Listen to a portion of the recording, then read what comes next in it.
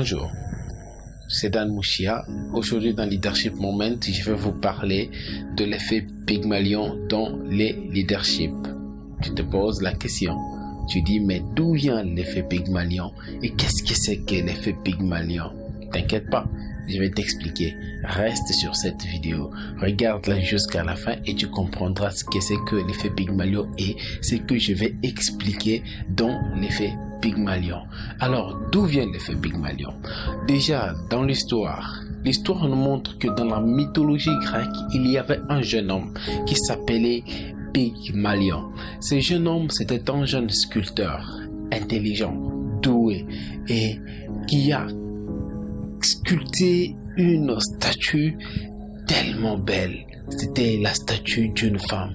On dit que cette femme était la plus belle femme du monde selon Pygmalion. Et à tel point que Pygmalion lui-même est tombé amoureux de sa propre statue. Il a refusé d'aimer toutes les filles de la ville là où il était, où il vivait. Et il a dit, moi seulement, ma statue, rien d'autre. C'est la plus belle femme du monde. Imagine, toi tu peux le faire de nos jours. Est-ce que c'est possible qu'un homme doté de chair, doté de cerveau, doté de pensées, doté de toutes les capacités que nous avons, doté des os, qui tombe amoureux d'une statue? C'est pour faire quoi avec? Moi je vais sortir avec une statue, mais c'est impossible, c'est difficile, ça ne peut pas se faire. Mais Pygmalion lui a cru que ce serait peut-être possible que cette statue devienne un jour sa femme.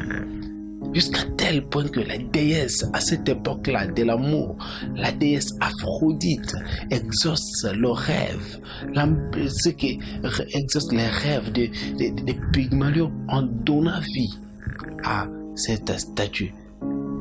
Et un bon jour, à la place que Pygmalion embrasse la statue, comme il l'a toujours fait, pendant qu'il était en train de la caresser, il s'est rendu compte qu'il ne caressait pas un morceau d'argile, je ne sais pas, c'était en argile ou en marbre, mais il s'est rendu compte qu'il était en train d'embrasser une vraie personne, un être humain de chair et de os et de sang.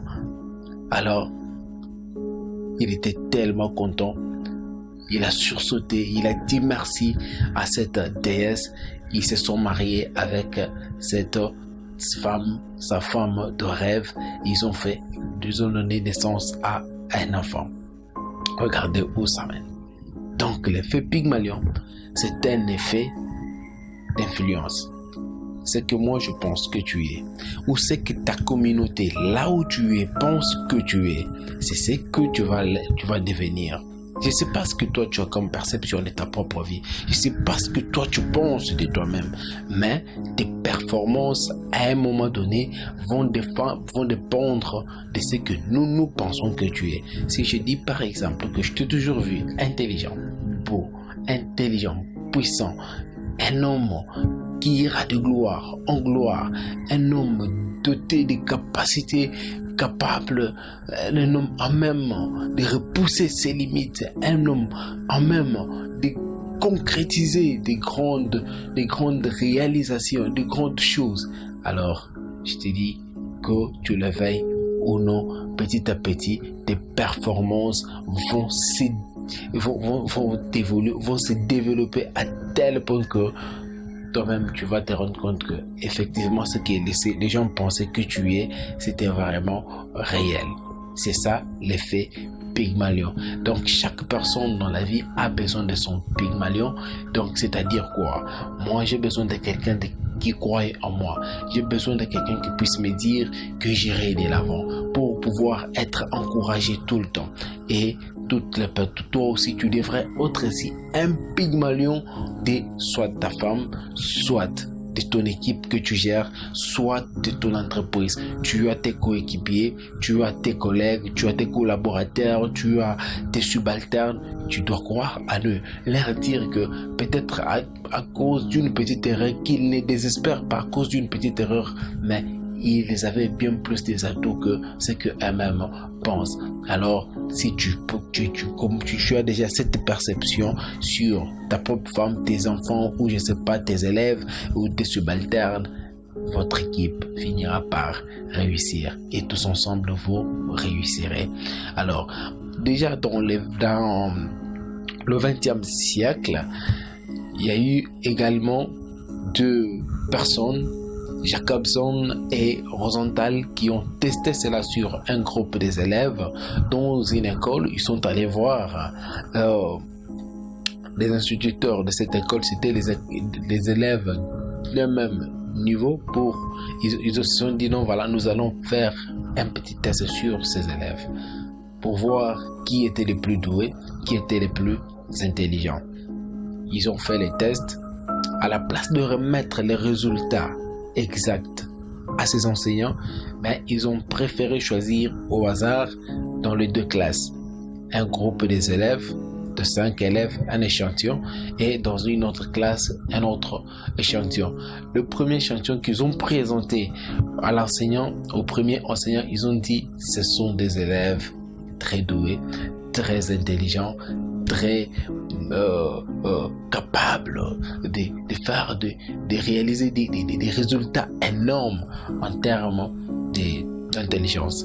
Et les autres, dans l'autre échantillon, dans d'autres classes, ils ont dit à cet enseignant, bon voilà, ce sont juste des élèves normaux, bon, tu peux te débrouiller avec eux, je ne sais pas. Et voilà. Dès lors qu'ils ont dit ça à ces enseignants, la façon de voir de ces enseignants sur leurs élèves ont changé.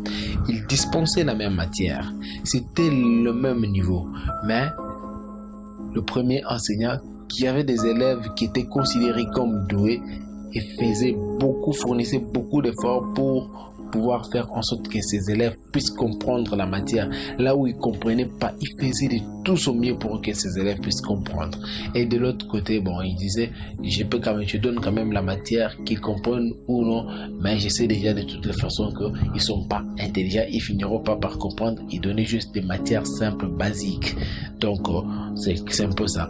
Et à la fin de l'année, quand on a fait encore un autre test, les élèves considérés doués étaient réellement doués et ils ont produit des résultats énormes. Pourquoi? Parce que la façon de voir de leurs enseignants, il y avait deux façons de voir, deux perceptions de leurs enseignants. Le premier avait déjà dans sa tête que les étudiants ou les élèves qu'il encadrait étaient bien des élèves qui étaient doués. Et l'autre se disait, bon voilà, de toutes les façons, ils ne sont pas doués. Ainsi, il a récolté ces résultats-là. Et ça marchait. Du coup, moi, aujourd'hui, j'aimerais aussi vous parler de l'effet Pygmalion dans les leaderships. Vous avez une équipe. Vous avez créé une très belle équipe autour de vous. Cette équipe, c'est votre équipe. Ce sont vos collaborateurs, les gens avec qui vous travaillez.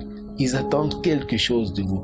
Vous, en tant que leader, est-ce que vous êtes là pour toujours aller en quête de nouveaux collaborateurs ou de faire comprendre aux collaborateurs avec qui vous travaillez que eux aussi, ils peuvent faire de grandes choses ensemble pour mener votre équipe à succès, permettre à votre équipe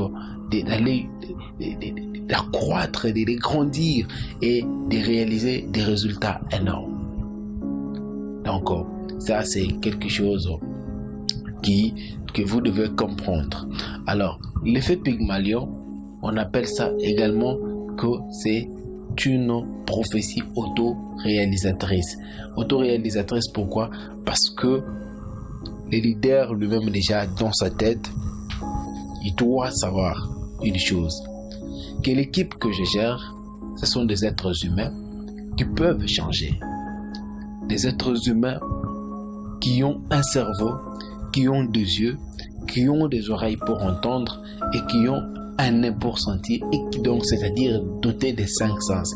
Si je leur dis, par exemple, que tel que vous êtes là, vous allez réussir, ils finiront pas réussir. Donc, le fait que vous exercez sur votre équipe, et c'est ça le résultat que vous allez récolter. C'est-à-dire, le futur est influencé par notre vision. Qu'est-ce que tu as comme vision de ton équipe? Qu'est-ce que tu as comme vision d'avenir pour ton équipe? Vois-tu ton équipe une grande équipe, des vrais leaders, ou tu vois ton équipe une équipe de losers? Point d'interrogation. Comment tu as toujours trouvé ton équipe? Ou la femme que tu as, comment tu l'as toujours trouvée? Est-elle une femme sage à tes yeux? Ou juste une femme comme toutes les autres? Est-elle une belle femme à tes yeux? Ou juste une femme comme toutes les autres? Et les enfants même que tu as dans ta maison, sont-ils des enfants intelligents? Des enfants doués? Ou juste des enfants comme les autres? Ton équipe, c'est une vraie équipe. Ne l'abandonne pas. Commence à exercer l'effet Pygmalion sur eux. Dis-leur qu'ils sont capables de tout. Dis-leur qu'ils sont capables de repousser leurs limites. Dis-leur qu'ils sont puissants. Dis-leur que sans eux, votre équipe ne réussira jamais. Au fur et à mesure que vous ferez cela, chacun d'eux se sentira interpellé. Il fera de tout son mieux pour être à la hauteur de ce que vous lui avez toujours dit, de ce que vous avez toujours pensé qu'il est. Cela va de soi. Même quand nous étions sur le banc de l'école, je me souviens, mon enseignant à moi, il me disait souvent, Dan, toi tu es un élève intelligent. Et à chaque fois qu'il me présentait à un autre enseignant d'une classe supérieure, il ne me présentait pas comme étant un élève, je ne sais pas moi, parenthèse, bourrique, mais il me présentait comme étant un élève intelligent.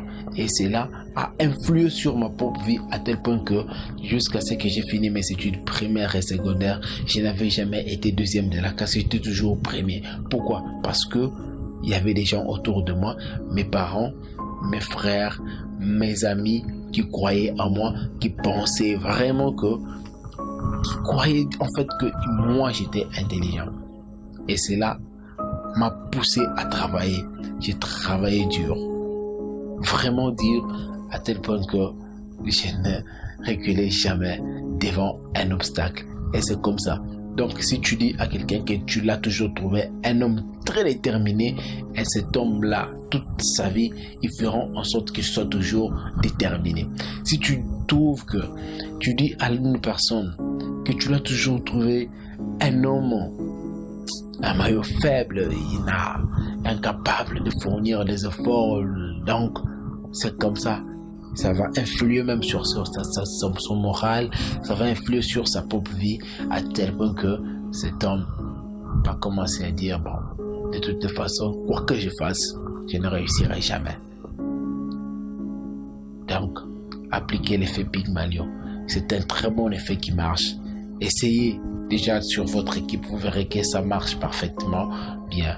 Donc, quant à moi, je vous dis déjà merci d'avoir suivi, d'avoir regardé cette vidéo. Si elle vous a plu, faites-le moi savoir dans le commentaire. Et sinon, si vous avez des suggestions, vous voulez qu'on partage ensemble, faites-le moi aussi. Écrivez aussi dans les commentaires. Et si vous êtes nouveau, abonnez-vous à la chaîne.